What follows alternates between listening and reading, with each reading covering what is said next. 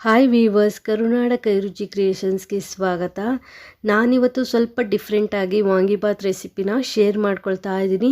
ಈ ರೀತಿ ವಾಂಗಿಬಾತ್ ಗೊಜ್ಜು ಮಾಡಿಕೊಂಡ್ರೆ ನಾವು ಚಪಾತಿನೂ ತಿನ್ಬೋದು, ಅನ್ನಕ್ಕೂ ಕಲಿಸ್ಕೋಬೋದು, ಹಾಗೆ ಲಂಚ್ ಬಾಕ್ಸು ಬ್ರೇಕ್ಫಾಸ್ಟ್ಗೆಲ್ಲ ಈಸಿಯಾಗಿ ಮಾಡ್ಕೊಳ್ಳುವಂತಹ ರೆಸಿಪಿ ಅಂತಲೇ ಹೇಳ್ಬೋದು. ತುಂಬಾ ರುಚಿಕರವಾಗಿರುತ್ತೆ.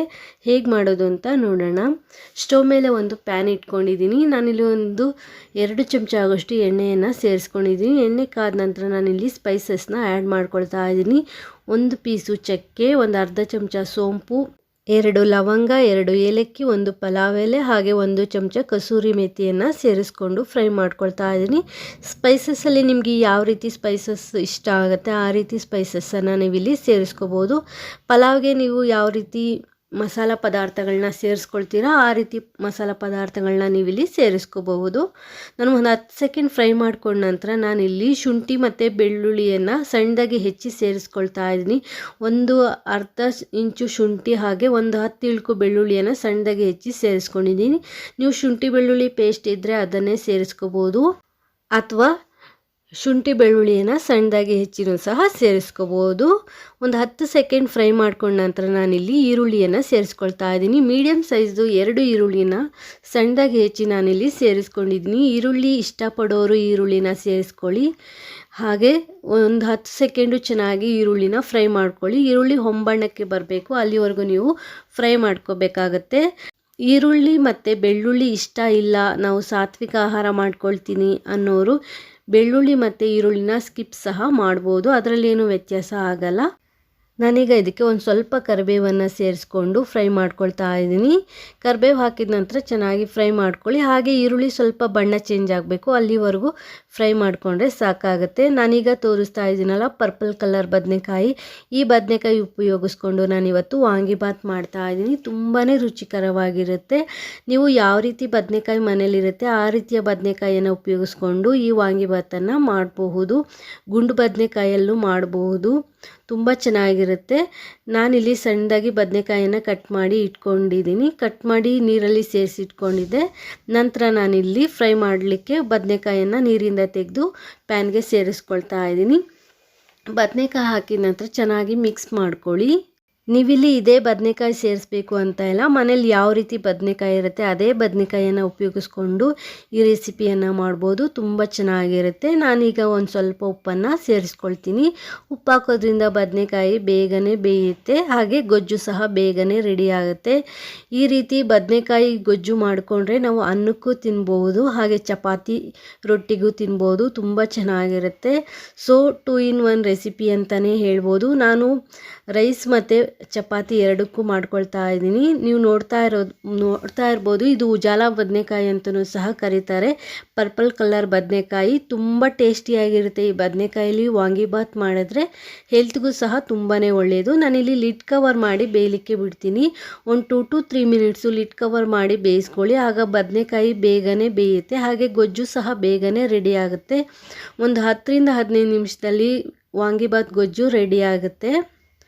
ಮತ್ತು ಇನ್ನೊಂದು ಏನಂದರೆ, ಇದರಲ್ಲಿ ನಾನು ಬಟಾಣಿಯನ್ನು ಉಪಯೋಗಿಸಿಲ್ಲ, ನಾನು ತೊಗರಿಕಾಯನ್ನು ಬೇಯಿಸ್ಬಿಟ್ಟು ಉಪಯೋಗಿಸ್ಕೊಂಡಿದ್ದೀನಿ. ಸೊ ಟೇಸ್ಟ್ ಅಂತೂ ತುಂಬ ಚೆನ್ನಾಗಿರುತ್ತೆ. ನಾನಿಲ್ಲಿ 1 ಚಮಚ ಖಾರದ ಪುಡಿಯನ್ನು ಸೇರಿಸ್ಕೊಳ್ತಾ ಇದ್ದೀನಿ. ಹಾಗೆ 1/4 ಚಮಚ ಗರಂ ಮಸಾಲ, ಹಾಗೆ ಅರ್ಧ ಚಮಚ ಧನಿಯಾ ಪುಡಿಯನ್ನು ನಾನಿಲ್ಲಿ ಸೇರಿಸ್ಕೊಂಡಿದ್ದೀನಿ. ಖಾರದ ಪುಡಿ ನಿಮ್ಮ ಖಾರಕ್ಕೆ ಅನುಗುಣವಾಗಿ ಸೇರಿಸ್ಕೊಳ್ಳಿ. ನಾನಿಲ್ಲಿ ತೊಗರಿಕಾಯಿ ಸಣ್ಣ ಜಾಮೂನ್ ಕಪ್ಪಲ್ಲಿ 1 ಕಪ್ ಆಗೋಷ್ಟು ತೊಗರಿಕಾಯನ್ನು ಬೇಯಿಸ್ಬಿಟ್ಟು ಸೇರಿಸ್ಕೊಂಡಿದ್ದೀನಿ. ಹಾಗೆ 1 ಟೊಮಟನ ಸಣ್ಣದಾಗಿ ಹೆಚ್ಚಿ ನಾನಿಲ್ಲಿ ಸೇರಿಸ್ಕೊಂಡಿದ್ದೀನಿ. ನಾನಿಲ್ಲಿ ಹುಣಸೆಹಣ್ಣಿನ ರಸನ ಸೇರಿಸಿಲ್ಲ, ನಾನಿಲ್ಲಿ ಟೊಮಟನ ಉಪಯೋಗಿಸ್ಕೊಂಡು ವಾಂಗಿಬಾತ್ ಮಾಡ್ತಾ ಇದ್ದೀನಿ. ನೀವು ಸ್ಪೈಸಸ್ನ ನಾನೇನು ಸೇರಿಸ್ಕೊಂಡಿದ್ದೀನಿ, ಖಾರದ ಪುಡಿ, ಧನಿಯಾ ಪುಡಿ, ಗರಂ ಮಸಾಲ, ಅದ್ರ ಬದಲು ನೀವು ವಾಂಗಿಬಾತ್ ಪೌಡರ್ ಇದ್ದರೆ ಅದನ್ನೇ ಉಪಯೋಗಿಸ್ಕೋಬೋದು, ಅಥವಾ ಬಿಸಿಬೇಳೆ ಬಾತು ಅಥವಾ ರಸಂ ಪುಡಿ ಯಾವುದಿರುತ್ತೆ ಈ 3ರಲ್ಲಿ ಯಾವುದಾದ್ರೂ ನೀವು ಉಪಯೋಗಿಸ್ಕೋಬೋದು. ಅದು ಯಾವುದೂ ಇಲ್ಲ ಅಂದರೆ ಖಾರದ ಪುಡಿ, ಧನಿಯಾ ಪುಡಿ, ಗರಂ ಮಸಾಲ ಉಪಯೋಗಿಸ್ಕೊಂಡು ಸಹ ಮಾಡ್ಕೋಬೋದು. ತುಂಬಾ ರುಚಿಕರವಾಗಿರುತ್ತೆ. ಹಾಗೆ ನಾನು ಒಂದು ಸ್ವಲ್ಪ ಉಪ್ಪನ್ನು ಸೇರಿಸ್ಕೊಳ್ತಾ ಇದ್ದೀನಿ. ಆಲ್ರೆಡಿ ಬದನೆಕಾಯಿ ಫ್ರೈ ಮಾಡಬೇಕಾದ್ರೂ ಉಪ್ಪನ್ನು ಸೇರಿಸ್ಕೊಂಡಿದ್ದೆ. ನಂತರ ಇನ್ನೊಂದು ಸ್ವಲ್ಪ ಉಪ್ಪನ್ನು ನಾನಿಲ್ಲಿ ಸೇರಿಸ್ಕೊಳ್ತಾ ಇದ್ದೀನಿ. ಟೊಮೆಟೊ ಹಾಕಿದ ನಂತರ ಸ್ವಲ್ಪ ಉಪ್ಪು ಹಾಕಿದ್ರೆ ಟೊಮೆಟೊ ಬೇಗ ಬೇಯುತ್ತೆ. ಈಗ ನಾವು ಟೊಮೆಟೊ ಬೇಯೋವರೆಗೂ ಈ ಗೊಜ್ಜನ್ನು ಬೇಯಿಸ್ಕೋಬೇಕಾಗತ್ತೆ. ಟೊಮೆಟೊ ಚೆನ್ನಾಗಿ ಬೆಂದ ನಂತರ ನಾವು ಗೊಜ್ಜನ್ನು ಉಪಯೋಗಿಸ್ಕೋಬೋದು. ತುಂಬಾ ರುಚಿಕರವಾಗಿರುತ್ತೆ. ಯಾವಾಗಲೂ ಒಂದೇ ರೀತಿಯ ವಾಂಗಿಬಾತ್ ಮಾಡೋ ಬದಲು ಈ ರೀತಿ ವಾಂಗಿಬಾತ್ ಮಾಡ್ಕೊಳ್ಳಿ. ಚಪಾತಿಗೂ ಆಗುತ್ತೆ, ಅನ್ನಕ್ಕೂ ಆಗುತ್ತೆ. ಕಡಲೆಕಾಳು ಗಾತ್ರದ್ದು ಬೆಲ್ಲನ ಸೇರಿಸ್ಕೊಂಡಿದ್ದೀನಿ. ಸೊ ಬೆಲ್ಲ ಇಷ್ಟಪಡೋರು ಬೆಲ್ಲನ ಸೇರಿಸ್ಕೊಳ್ಳಿ, ತುಂಬ ಚೆನ್ನಾಗಿರುತ್ತೆ.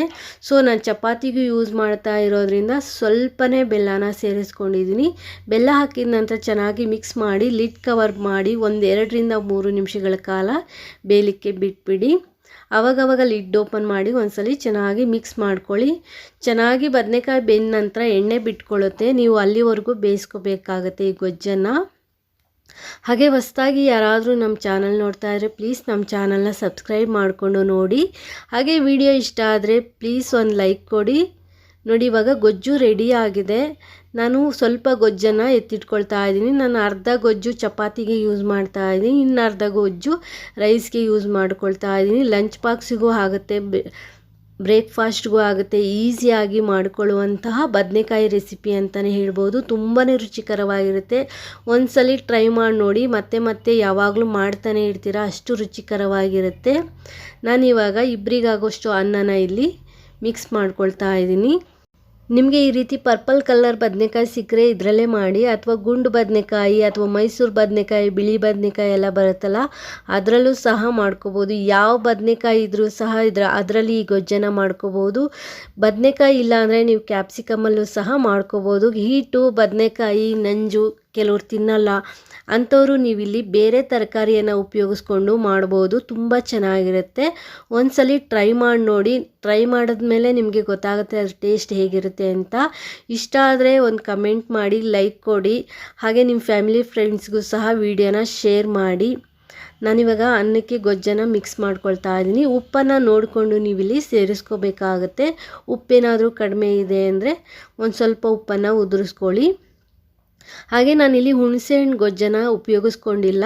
ನಾನು ಒಂದು ಸ್ವಲ್ಪ ಉಪ್ಪನ್ನು ಸೇರಿಸ್ಕೊಳ್ತಾ ಇದ್ದೀನಿ, ಸ್ವಲ್ಪ ಕಡಿಮೆ ಇದೆ ಅಂತ. ಹುಣಸೆಹಣ್ಣು ಗೊಜ್ಜನ್ನು ನಾನಿಲ್ಲಿ ಸೇರಿಸಿಲ್ಲ. ಬೇಕು ಅಂದರೆ 1ರಿಂದ 2 ಚಮಚ ಆಗೋಷ್ಟು ಹುಣಸೆಹಣ್ಣು ಗೊಜ್ಜು ಸಹ ನೀವಿಲ್ಲಿ ಉಪಯೋಗಿಸ್ಕೋಬೋದು. ಬಟ್ ನಾನಿಲ್ಲಿ ಸೇರಿಸ್ಕೊಂಡಿಲ್ಲ, ಟೊಮಟೊನೇ ಹಾಕಿರೋದ್ರಿಂದ. ಸೊ ನಾನಿಲ್ಲಿ ನಾಟಿ ಟೊಮಟೊ ಉಪಯೋಗಿಸ್ಕೊಂಡಿರೋದ್ರಿಂದ ಅದನ್ನೇ ಉಪಯೋಗಿಸ್ಕೊಂಡು ಗೊಜ್ಜನ್ನು ಮಾಡಿದ್ದೀನಿ. ಅನ್ನ ಕಲಸಿದ ನಂತರ 1-2 ನಿಮಿಷ ಸಿಮ್ಮಲ್ಲಿ ಬಿಟ್ಟು ನಂತರ ಫ್ಲೇಮ್ ಆಫ್ ಮಾಡಿ ಈಗ ಬಿಸಿ ಬಿಸಿಯಾಗಿ ಸರ್ವ್ ಮಾಡಿ.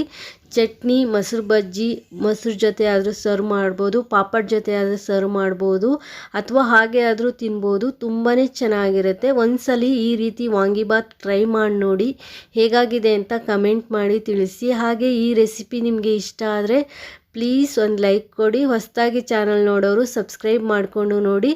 ಹಾಗೆ ಈ ಗೊಜ್ಜಲ್ಲಿ ಚಪಾತಿಯನ್ನು ಸಹ ತಿನ್ಬೋದು. ನನ್ನ ಈ ವಿಡಿಯೋ ನಿಮಗೆ ಇಷ್ಟ ಆಗ್ತಾ ಇದ್ದರೆ ಪ್ಲೀಸ್ ಒಂದು ಲೈಕ್ ಕೊಡಿ. ಹಾಗೆ ನಿಮ್ಮ ಫ್ಯಾಮಿಲಿ ಫ್ರೆಂಡ್ಸ್ಗೂ ಸಹ ವಿಡಿಯೋನ ಶೇರ್ ಮಾಡಿ. Thanks for watching this video. Take care. Have A nice day.